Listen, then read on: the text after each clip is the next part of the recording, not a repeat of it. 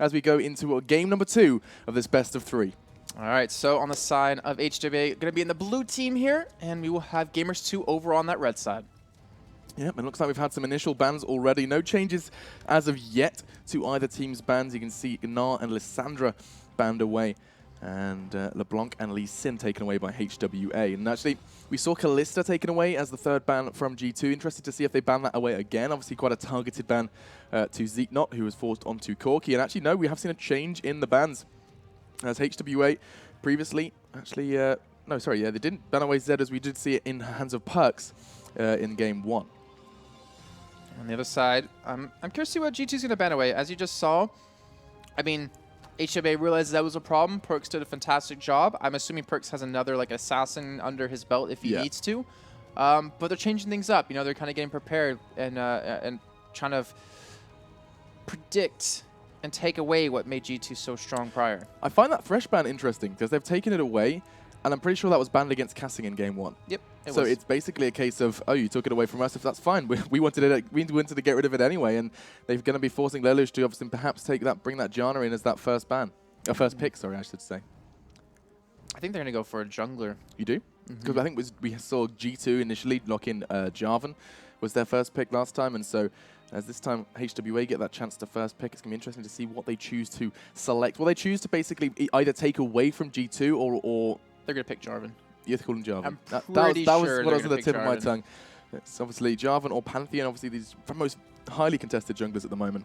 Interesting to see as the time continues to tick away. Fabulous. In comparison to G2, this is such a slow picking phase, and there we go. Jarvan does make an appearance as that first pick.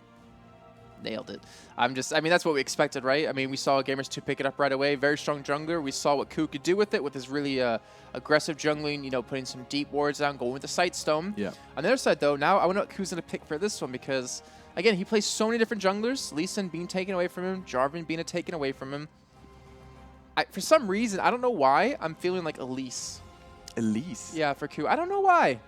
But it's probably not going to be picked up, but if it is, I'm going to look like a god. But they're hovering over Janna right now. Yeah. And, you know, the thing is, they need to pick some champions that can stop Jarvan's Cataclysm or kind of minimize the effect of it. Yeah, I think you're right. It needs to be basically, I mean, the perfect support, anti-Jarvan support is, of course, Janna. You can even actually interrupt that flag and drag, and you can stop the entire combination with your ultimate. And so, as we see that bot lane being hovered over, I think there's no surprise that that's probably going to be locked in. We saw actually Cobb and Cassing rocking a different lane up previously. And oh, as I say that, we do actually see the Graves swap and changing his mind from Corki to Graves. Does that highlight anything in particular to you? I mean, Kobe didn't do bad on Graves. He didn't do amazing on Graves, like we were highlighting at the start of the show. You know, the fact of, you know, these two teams, their AD carries are real superstars, at least within the scores we've had alone coming into the games today in their round of 32 matches. You know, Casing, he played Janna in one of his games. We saw Corki Lucian played by Kobe before in the round of 32 games. But, you know, the Graves, again, it wasn't like that bad, it didn't wow me. Yeah, exactly. I mean, that's exactly how I'd describe it. He kind of got out of position quite a few times, but I'm assuming now with Janna, he's going to change things up a little bit and maybe I'll be able to do the damage he needs. I mean, the thing is, like, the way the game ended was just so awkward and so weird because, you know, Gamers2, they had the lead for the majority of the time, and then just like that, with one mistake by having Perks push and split push, it cost them the game. It really did. It was a one man's error, or one team's error. Obviously, we don't know who made that call, who made the shout for that one. And I wouldn't have been wanted to be the person who no, did. God, no. Oof. Especially as someone who's coming in as a sub, filling in for Ocelot, of course, in that mid lane. It must be... I always like to think about the mindset a little bit, and as someone who's kind of within this lineup, not a permanent feature, and then you make a mistake like that, I can only imagine that's going to be really affecting the communication that G2 are going to have pretty negatively. Well, Corki Nami. Well, it was the Corki Nami I was looking at. Oh, yeah, okay. Yeah, so the Corki Nami on the side of HWA, so they're going to be using Nami this time instead of having a Sonar on the other side and having Janna for themselves. So Nami, Bubble, we've seen how devastating it can be in the past. Corki as well, we saw Zeitnot do some really good damage on it, like that 2v1, I guess we can kind of call it, up against Perks, where he popped the QSS, he invested into it very early on, was able to pick up the kill even though he did die. That's going to be a strong lineup for them on the bottom side, and I'm kind of worried for G2. Yeah, they seem to like this support, I mean, the sustaining support first. Sona No. Sona was casing. Wait, hang on. They ran Casey, I'm Jana looking that on the wrong time. other side. Yeah, you're right. So actually, not this is so much sustain, more this disengage, of course. I like the fact that we do see the Jana picked up against the Jarvan. It's such a very kind of, it feels like a counter almost in terms of bot lane support play, and actually hovering over that Xerath, and that we've seen some fantastic Xeraths already in this tournament. And I'm considering whether or not they're going to be locking that one in. In the meantime, though, it's worth highlighting Irelia and Vi picked up for G2. Yeah, so HWA went 5-1 that last game. He had a fantastic job on Aurelia. He punished Fabulous quite a few times. So he teleported away to get a lot of CS, a lot of turret damage. Then she picked up one, and then the team picked up the second one. The Vi, I'm expecting maybe an Orianna. Orianna works really kind of well with this composition. If you think about, the Graves damage and then the ball delivery system can be very strong. But we already see the final picks coming for HWA. Yeah, looking at the Xerath, obviously for that long-range poke, and quite a solid mid laner picked up for WTC. Quite similar to Jace that he picked up previously. And actually, the Malphite for HWA, they're giving it back to Fabulous, and they felt like it was relevant. It didn't win in the game. Let's be honest. It's true. It really didn't win in the game. I mean, he had to commit a teleport for... four of them had to actually fight that bottom side for that early two kills that they were able to get, but he had to teleport down for it. He lost his lane. He lost full control of it. But again, it's really hard to judge, HWA with the Malphite because it's harsh to say they didn't deserve to win because they took advantage of, of G2 making a mistake. But G2, if they didn't have Perkz keep pushing, like that wouldn't have gone that way. So it's really kind of hard to, it sounds really bad to say that, but I think we can all agree. I mean, that wasn't really them winning on skill. It was them just taking advantage of a mistake made by Perkz pushing, which I guess in turn can be a skill. Which is a skill. Yeah, exactly. Pushing where it hurts. It wasn't a very fulfilling win for HWA, I feel like. And I think they might take that into game 2 and just try to show us that, they can win without mistakes being made by their team, but just by their raw skill. Yeah, I think you're absolutely right. And I think that the fact that their picks do not deviate too much from what they had in game 1 suggests that HWA feels like if that game had gone and if Perkz hadn't made that error, they feel like that competition would have kind of perhaps brought the game to an end. Well, speaking of Perkz, we have an Ahri picked up as our last pick. So he's going for a little bit of a kind of assassin, like I was kind of mentioning before with the Zed, Ahri kind of similar. So if I ultimate onto Xerath, into an Ahri charm, you're dead. Wouldn't be surprised to see that. That's kind of what I expect out of G2. Just constantly punish that mid lane, get Perkz fed yet again, and hopefully he doesn't make the same mistake this time that he had prior.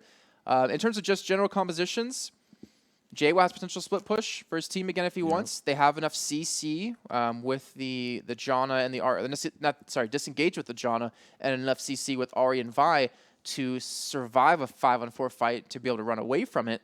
So I wouldn't be surprised to see them go for that kind of route. They're going to be a little weak in the very early game, but I feel like if they pick up these kills, like once Ku gets 6 and we're into that stage of the early game, then we should see a huge snowball in favor of G2 in terms of that mid lane and bottom lane. Over on the side of HWA, though, looking at what they've got built up, the Malphite and Jarvan, again, really tanky champions. They have 2 damage dealers with Corki and with Xerath.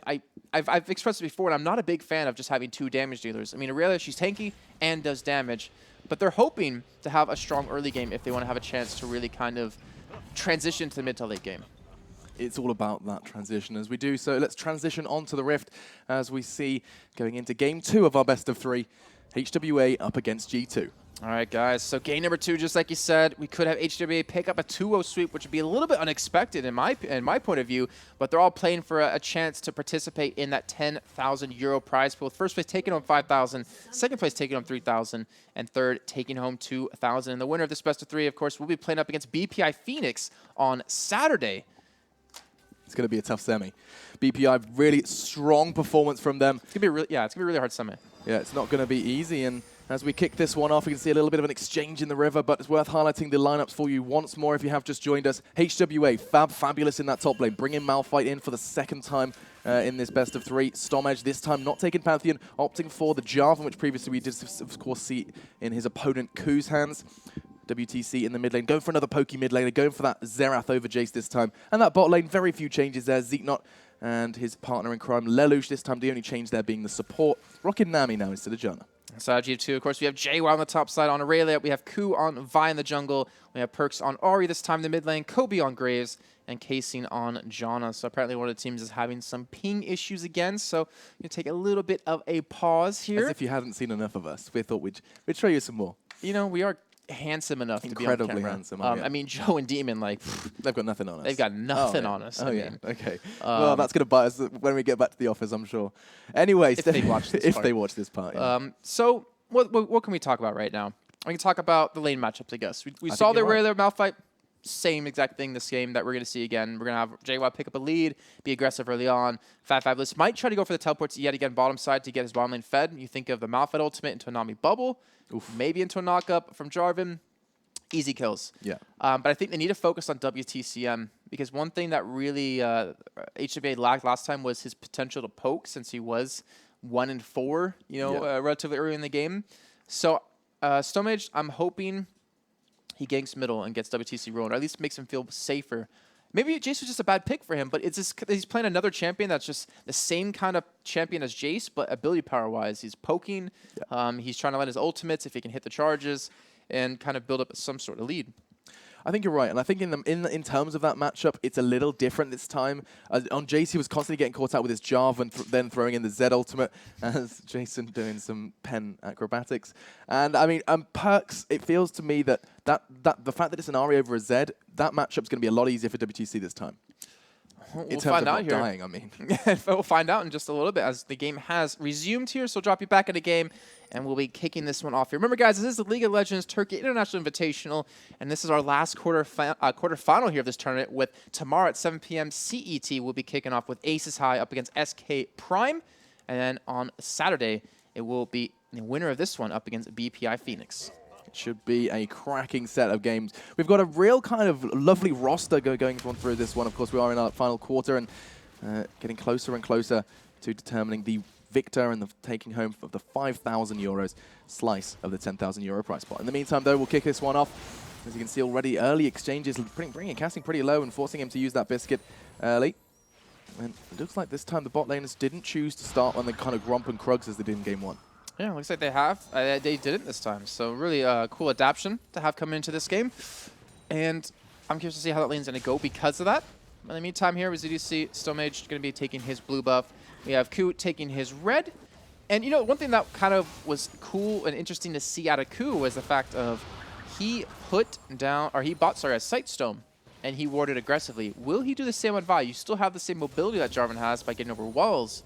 But is that in his build path this time? I'm not too sure. I feel like that would be a huge investment of gold for him on Vi. That's not what he wants to do. He wants to be aggressive. He wants to be able to be a presence all around the lanes as opposed to the enemy jungle, I feel. And so, Ku on Vi, we're going to see a bit of a change in playstyle, a bit of change of pace, I feel, as this game does progress. And you can see the clear time pretty level, actually, between the two junglers, both now starting on their second buff. Stomage is taking a little bit more damage than Ku, though, and that's going to mean he's much more flexible for perhaps an early game gank. I think, actually, you know, we saw last time with both junglers, they went back to base, picked up a Stalker Blade really early on. Yeah.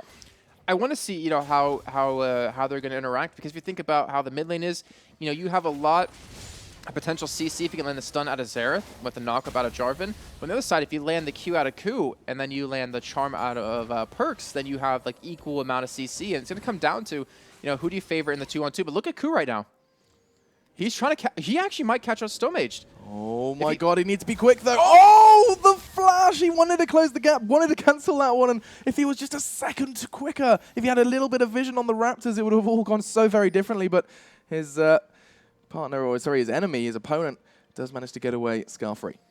Oh my god, that was so tense. Oh, butt cheeks are clenching on that one just because of how close that was. That would have been first blood. You saw how low Stomage was, and well, it cost Ku his flash, so that does make it a little bit less viable for him to go for these ganks in middle, or ganks in any lane, and makes these other lanes feel so much more safe now. Yeah, you know you're safe and sound, especially knowing that the flash is down. Ku gonna have that kind of very heavy 5-minute cooldown ticking away for him.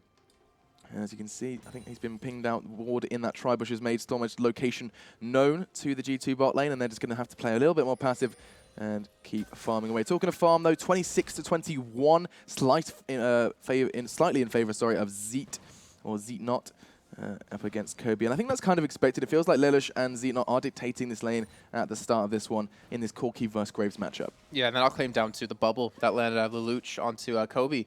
He hit one bubble, a little bit of poke came in, and that gave him just control. Not to mention the sustain versus no sustain. This is, you know, what I mentioned so many times right now. And this is going to really hurt G2 as this game progresses, where we do see a gank actually coming in on the middle here, and they're going to get the knock-up. Oh, what? Beautiful execution from Storm. He flashed just at the right time of the EQ combo in order to dart in and secure the knock-up. Have you never seen that before? He flashed past the flag and still got the knock-up. What? Jason's eyes have been open to the world of Jarvan as we see that happening. It's such an effective method in order to secure the knock-up. It's a huge risk, of course, if it's risk versus reward. If you can land the knock-up, you can just get that. Basically an extended kind of flag and drag, and beautiful execution from him. Didn't quite render the kill that they were looking for, but regardless, that's going to be starting the pressure and starting the gold lead, which is already, of course, slightly 200 gold or so in favor of the HWA side. What? Knock-up. Like, oh, well, that's, I think, the first time I've seen that one. So, well played. Shows the mastery of Jarvan by Stomage right there. Meantime, Bomb side, there's already a big lead building up, 45 to 34 here. Yeah, we're 6 minutes in, but that difference of 11 is huge, and it just kind of shows the control that HWA now has here in that bottom lane. Ku again, going for a little bit of invade, as you can see on your minimap. Trying to catch up maybe Stomage as he's going for a certain buff, but that's now 2 flashes down. And the thing was, you know, what gave Stomage the advantage against Ku is he had his flash still up, but he committed it for that gank, and now it's gone. Yep. The advantage is lost, and looks like both junglers are going to make an appearance in this mid lane. Short exchange between the two, and Perks has used his ultimate. He wants to use those charges effectively, but all it's doing is putting him in harm's way. Stomage putting in a good deal of damage onto Ku to push him backwards as well, keeping WTC safe and letting that farm continue to reign in for Xerath. And Fabulous was heading down from that top lane through the river, but he was spotted by the one ward, so they know exactly where he is heading. And he's even looking for a gank onto middle here through their own jungle, but instead, just going to back away. Fortunately, not going to be able to make something happen. That's what Fabulous was doing, you know, in the game just prior. And this is so weird. He's being forced to Malphite 2 games running, where JWoww played Malphite 2 games running in the round of 32 match. And now Stomach getting caught out. This is a kill. It's a guaranteed kill. You can see the flash there used from JWoww just in order to secure it, I feel. Dodging that stun. Exactly. Well, yeah, he just didn't want to see that one slip away. And JWoww, with the securing that's going to be perhaps the turn of tides we saw last time. JWoww going from this kind of farm-based Irelia to being able to push Fabulous out of lane, and that's when the CS advantage starts to form. And you see Fabulous going for a different build route this time. Instead of going for the giant spot right away, he goes for the Warden's Mail. So going for the extra armor, the slow on the attack speed or the slow on the movement speed when he gets hit by JWoww. So he's actually faring a lot better so far in this game than he had prior. In the meantime, bottom lane, already a fight breaking out here. Zaynok getting very low. Zaynok is so very low. An auto attack will secure it. Cassing is the man to throw it out. And now Kobe, I should say, just a bit cautious with his HP bar. He knows there's a potential jungle going to be making his way in. Lelouch going low, but not low enough. And here's Storm. Oh, the bubble does quite land. Cassing flashed away from that one to secure it. And Kobe doesn't quite manage to take down the support. Lelouch has no health whatsoever. I want to know exactly how much health he has. 41 HP to his name at the end of that one, as was not quite enough. And Zaynok had heal and flash, instead of using any of that, he just kind of sat there and went down for free here. Now in the mid lane, Ku getting very low in HP as you hear that little pink sound being made. And Xerath going to be raining the ultimates. WTCN looking for the kill here.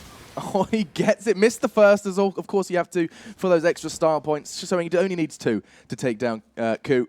Oh, it's a bit of a poet, and I didn't know it. As you can see already, we're talking about the pushing power now in the hands of JWoww, as he's got that Sheen complete. Same build path that we saw in Game 1, and all it's meaning now is as soon as that item gets picked up, as soon as the gold starts rolling, Fabulous just cannot compete in lane. And I'm trying to look at how he's going to build the rest of this one here. His giant spell should be coming in relatively soon. He's got his teleport up, so he could go for some bot lane ganks if he wants to. He knows they don't really have any summoners up there, so I'm almost assuming he's going to be teleporting. Yeah, I mean, we just saw Lelouch go for some deep wards into the bomb side of the jungle, so you're sure as hell going to be seeing that. Look at casting. We're talking about the roaming Janna beforehand, and look at the presence in this mid lane. WTC, no mana, no health, as he does go down. Perks picking that one up, and that's going to be the first on the board for him. All right, so 1 kill, 64 CS here for now, Perks.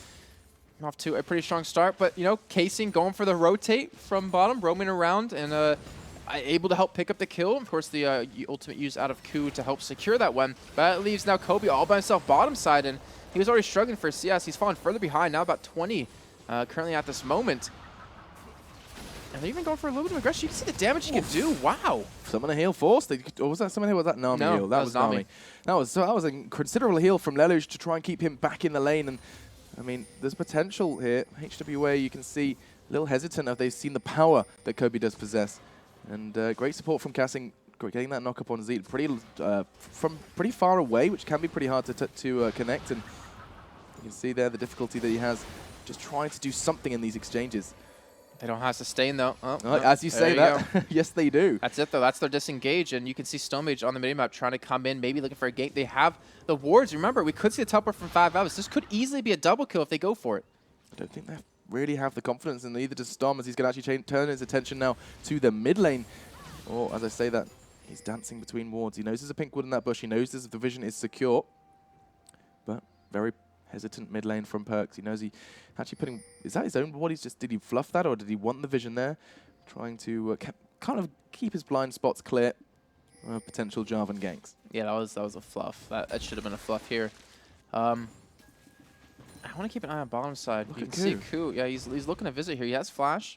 Ultimate's almost up here, and he's going to be giving his blue buff over to Perks in just a few seconds as Stomage has made his way into the bush here on the bomb side. Hasn't been spotted out, I believe, and they're going for it, it seems. They're going hard. Look at Cassing. He's trying to get away from this one. Cataclysm there acting as a wall to stop the retreat. Coblos locked in there as he's backing away. Another rocket connects, and they're going for this one. Zeeknot wants blood, and Graves just knows the inevitable was coming. He gets that one, and Ku, we were talking about his presence near that blue buff, and I think he's a little late to the party. Now here comes Ari down bottom side. Ku trying to join in. Ari using everything he possibly can to catch out. Someone gets locked on the bubble, gets knocked up as well, goes down. Teleport comes in from Fabulous. A little bit too late there, and now they must certainly have to go for Dragon.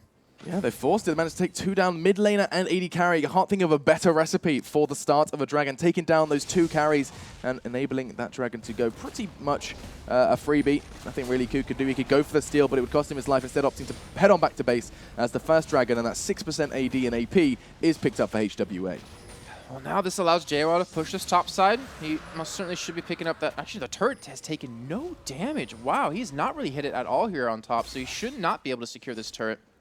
It should allow Fabulous, instead of going for any sort of randoms or anything like that, he's going straight for here for the Frozen Heart. And now Zeit on the bottom side getting ganked here by Ku, trying to go in, popping the ultimate.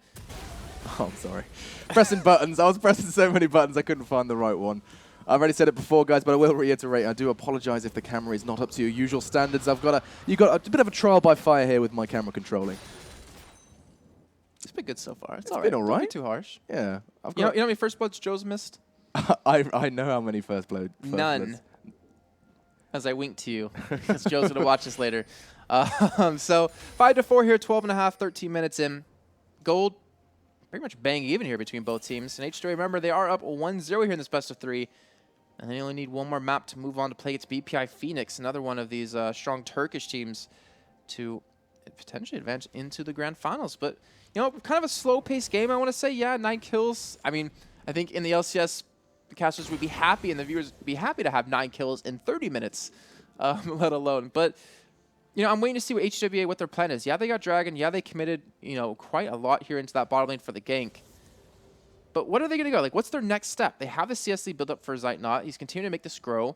But Ku, he's looking for a gank here bomb side, and you know what? He's going to get it. Oh my lord, the wave comes in, but it's all too late. You can see the Monsoon just to push them away, give them some extra sustain and a bit of a backup, keeping Kobe's health nice and high. And now Zeke just putting in some poke, trying to keep himself and keep his turret alive. And you can see as that wave comes in, he's got some fantastic wave clear. And JWoww getting caught out at the same time here, over to the top side. It's taken down by Stomach. As you can see, bottom still pushing through. Now top, they clean up crew of them, picking up that kill onto JWoww, trying to punish him.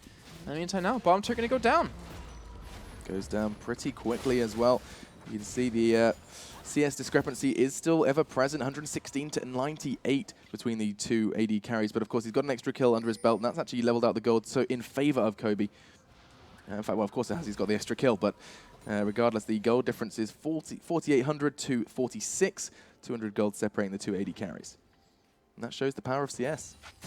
It does, and you know, Zeitnot, he's going to have a Trinity Force when he goes back, I believe. Yeah, easily. Easily, since he has 3 out of 3 of his items he needs for it.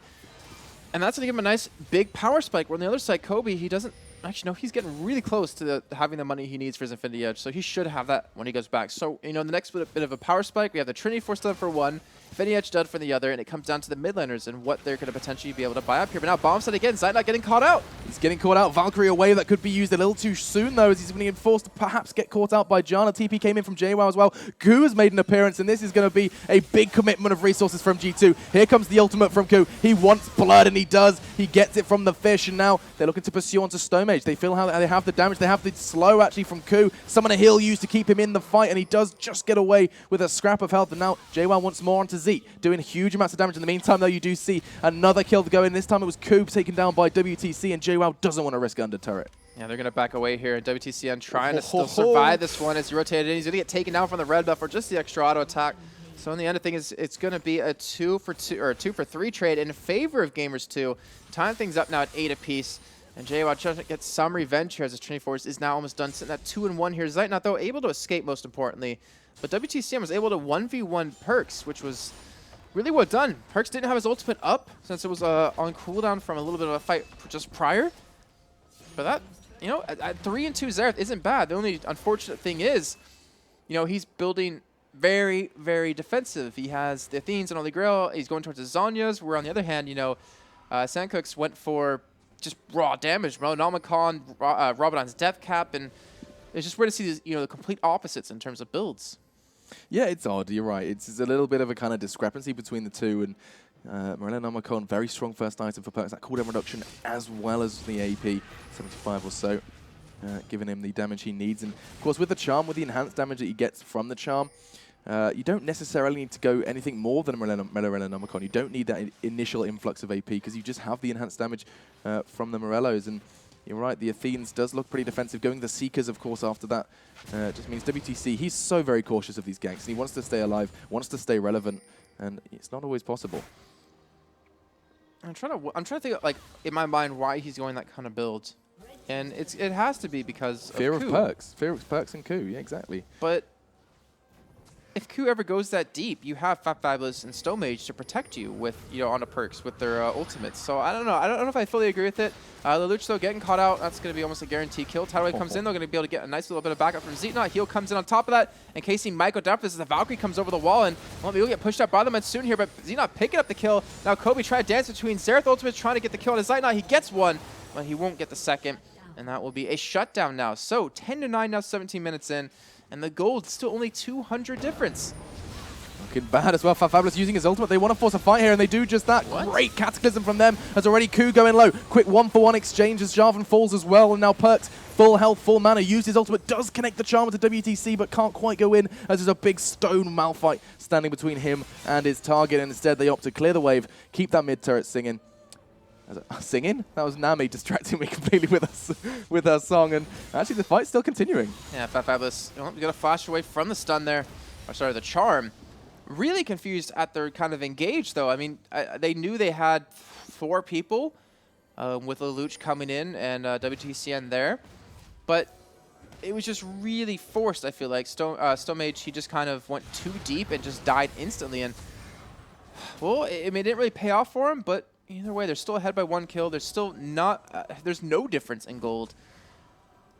And both teams are honestly still in it. I really can't tell you at this stage who's going to win.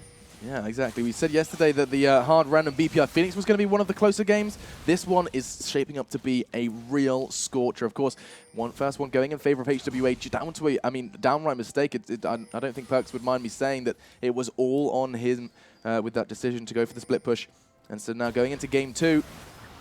Gamers2 on the back foot. Perks looking to do some huge amount of damage to Nami. Lelouch getting away with his life, though, as the Xerath ultimate comes in. I thought he was going to steal it away. Ku, fortunately, has a little bit of a swift finger on that smite to secure that one. And now, there's Perks going aggressive, using his ultimate to try and close the gap. But WTC is going to be deleted from the rift as they're looking to pursue for more.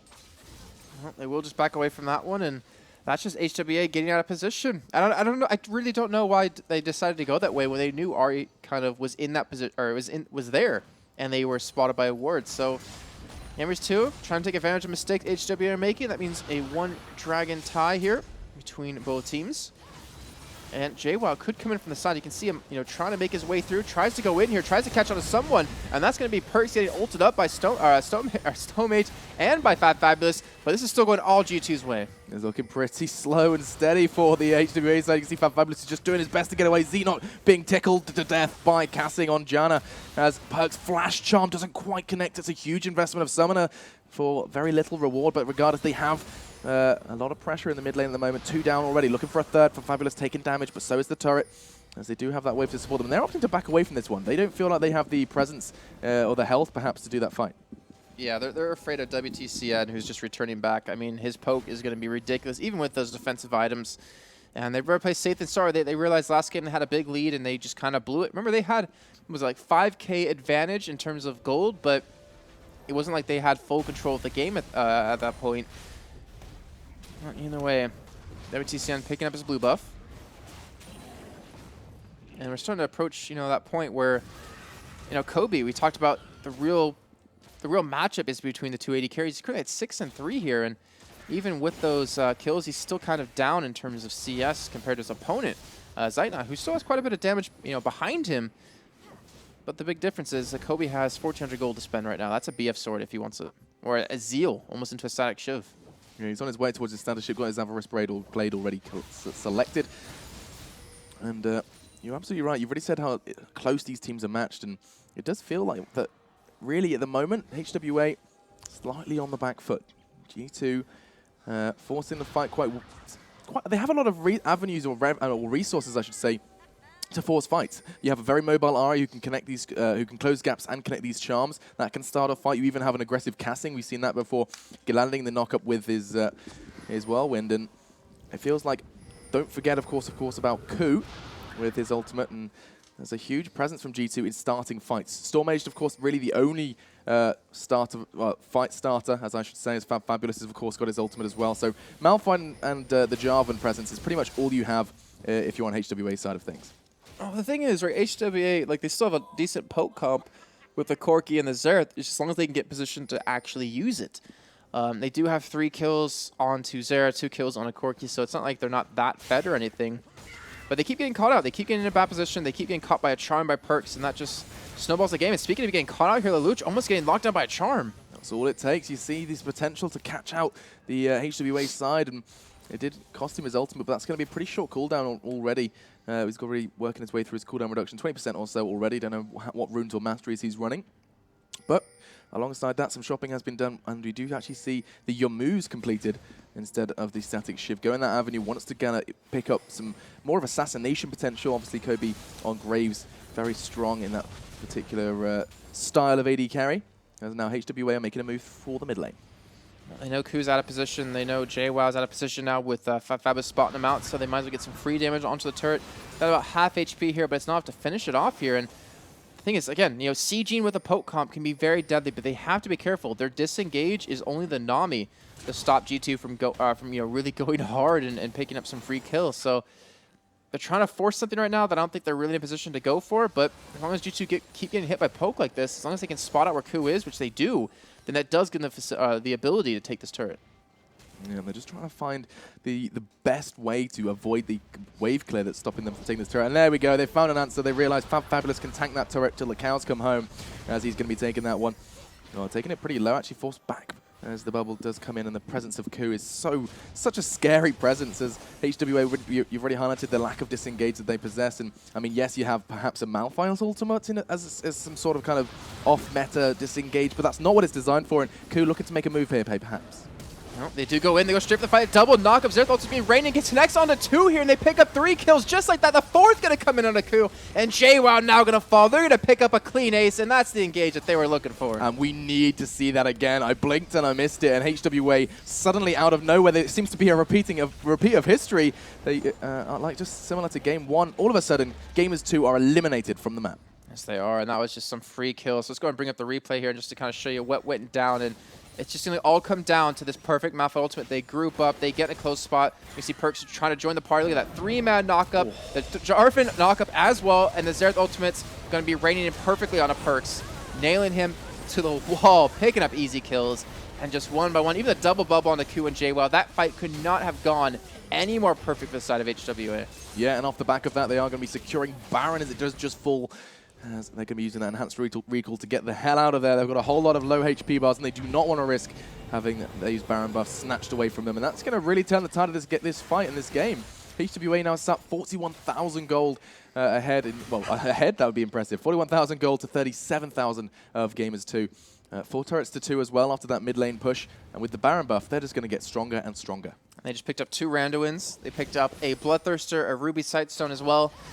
Thing is, that fight right there was HWA taking advantage of G2 just grouping too damn close. Like, that's what's so nice about Malphite. If a team groups up like that and you have the double knockup and then the bubble, not to mention, just to completely separate them, then you can punish them, and G2 should not have grouped. And you saw they had the 2 damages and the support in the back grouped up. They had the 2 tanks, I guess we can call it, in the front getting knocked down by a bubble. Like, that fight couldn't have gone any better for HWA.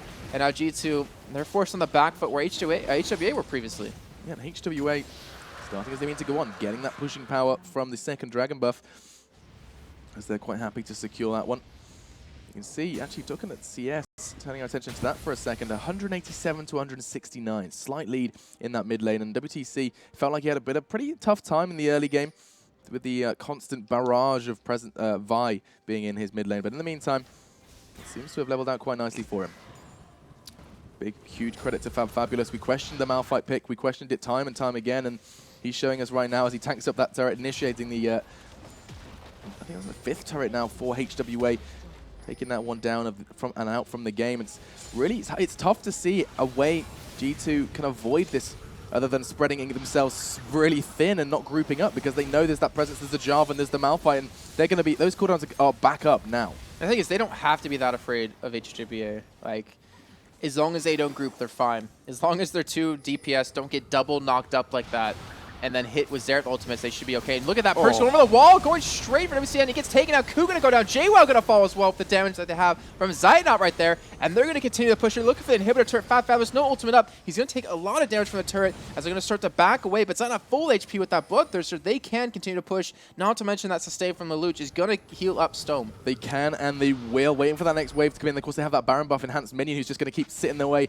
beating on the turret until he gets backed up by his comrades. And here they go, get it caught again, once again by that charm. Storm does go low though and forced to back away from that one as the base turret does fall. HWA wise to back away from this one. They've used that Baron buff beautifully, and now they want to get away, and they want to get away safely. Yes, they do. They need to just back away. Zeitnot, that is not the best position to back out from. And they're going to start to run. Your teleport going to be coming in from behind them. JMI looking for the fight. They're trying to force it, and they do that, just that, catching on towards the Valkyrie. So the Corki as he does Valkyrie away. Lelouch, not so lucky, gets caught out by Perks as he adds a 4th head to his mantelpiece. And now G2, they have the advantage. They know that HWA side are going to be forced to run back. They want to try and get back to base, regen, and regroup in that mid lane. At this stage, G2 making a move. I don't know what exactly they can do off the back of this. They have nothing. All the objectives have already been picked up by HWA, but it's a kill nonetheless, and it does put a little bit more gold in the pocket of Perks. HWA are lucky that's the only person who died. Like, they completely missed the bubble on the teleport, and you should never miss a bubble on any form of CC on a teleport, because you know when he's going to be there. You can hear it, you know the time on it, and yet he completely whiffs it, which costs him to die. So he kind of pays the price for that one. The ultimate price goes down, but still, they pick up the inhibitor turret. They're still in the lead here, and this is looking much more solid, much more convincing than that first one they had.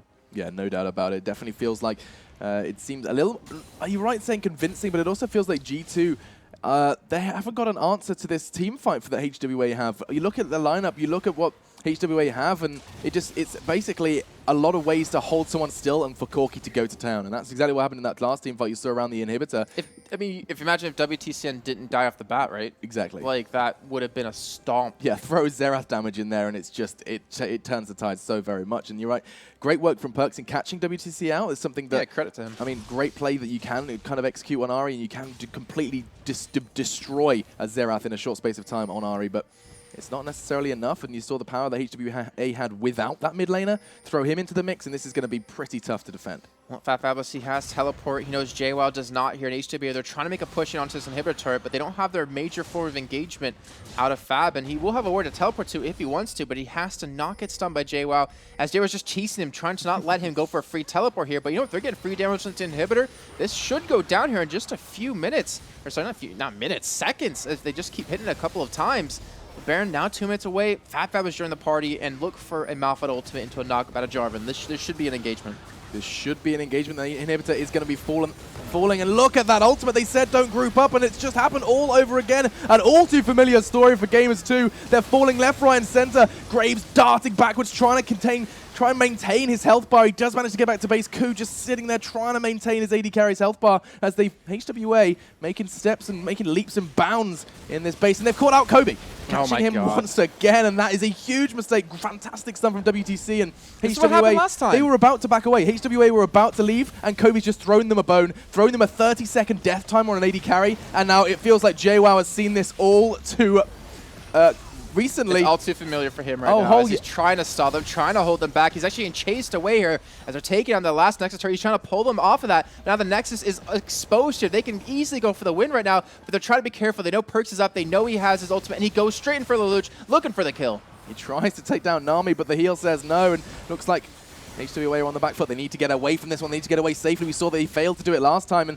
maybe they're going to learn from their mistakes, not go for these risky recalls, and instead they're going to play it safely. They're going to back away, and G2 just trying to get up, dust themselves down, and realize what just happened to their base. You know, we highlighted before that HWA excel in chemistry. They excel at teamwork, and they've shown it right there with the double knockups with Stone and Fabulous both going in, hitting it twice, and just locking them down long enough for WTC to just constantly hit those ultimates, hit his Q across them. And G2, again, why are they going in one by one, dying? That's exactly what happened last time when Perkz wasn't there. They just kind of kept funneling in, dying one by one, and in the end of things, it allowed HWA to continue to push in, put them all on death timers, and pick up a win. Yeah, and Fabulous, you touched on it already. He has so much confidence in his team. He's obviously been with them for so long now, and he feels so comfortable that he sees the chance to use the ultimate, and he does. This team then follow up on it. I feel like it's very much a case of Fabulous sees an opportunity and he takes it. There's very little decision, very little kind of umming and ahhing. It's a big, quick decision, and HWA follow up very well. As long as Stonemage is ready, like it's an easy double knockup, and you're not going to miss a Xerath ultimate or a Xerath Q across that. And he already has a death cap now done, which just gives him such a bigger power spike. They didn't just have prior. Last Whisper done for Corki. On top of that, Aegis of the Legion picked up Banshee's Veil. Like, they are just getting some major items. Look at Perkz. He's behind them. He's not spotted out. He's looking for something. He's thinking about it. Q was there as well. If they're not in position, they can just run straight for the Nexus and finish. There were no turrets to stop them. HWA actually opting for that mid-turret. They want to do this properly. They want to do this slowly. And HWA, cool, calm, collected, hanging out in that mid lane. Well, it's not too slow because right now Perkz is getting caught out here. The Supermans are starting to attack the Nexus, and Perkz gonna pop the Zonus. He's gonna go from this with a bubble again missing, which is really confusing. But Xerath ultimates, will they connect? And looks like he's been DDRing well enough, escapes all of those charges. But again, the Nexus is being attacked by the Super Minions. They're looking for an inhibitor turret middle, and right now HWA, they're looking for the win. HWA is so hungry for this, and they know this is the time. They cannot afford to let this game continue to tick away. They want to stop the clock now, and they want to end this game, and they want to bring it to a 2-0 sweep. If you'd have seen this game on paper, you would not have expected to be seeing HWA in the base off the back of already one game win. And Gamers2, they're looking shaky, they're looking scared. G2. All it takes is one ultimate out of Fabulous. Wait for it. Just watch for it if he goes. I mean, the thing is, they might just try to keep them away while they finish off the Nexus, but they're trying to look for a kill here. You see Perkz getting caught out again. He's going to get bursted down. Oh my god, JWoww doing his best to stave off the bleed, but he can't. Another one falls, another one bites the dust as again Fabulous holding them steady as a triple kill comes in, as does the Nexus. Gamers2 have no idea what just happened. HWA bring it down in just 2. And that's how quickly a game can turn on you, is that